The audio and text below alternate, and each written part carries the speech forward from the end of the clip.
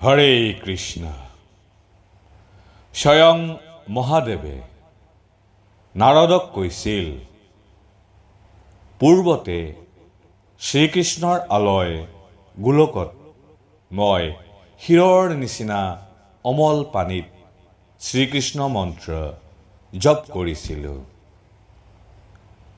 মই নিতৌ শ্ৰীকৃষ্ণ মন্ত্ৰ জপ কৰোঁ। পাৰ্বতী, কাৰ্তিক, গণেশ সকলোৱে শ্ৰীকৃষ্ণৰ নাম জপ কৰে, কীৰ্তন কৰে। মানুহে নিজৰ দুৰ্দিনৰ কথা স্মৰণ কৰি দুখিত হয়।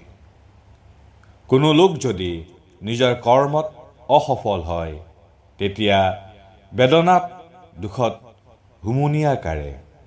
কিন্তু হে নাৰদ, যিদিনাখন অলপ সময়ৰ কাৰণেও অমৃততুল্য শ্ৰীকৃষ্ণৰ কথা আলোচনা নহয়, স্মৰণ নহয়, সেই দিনটোৱে হৈছে আটাইতকৈ দুখৰ দিন।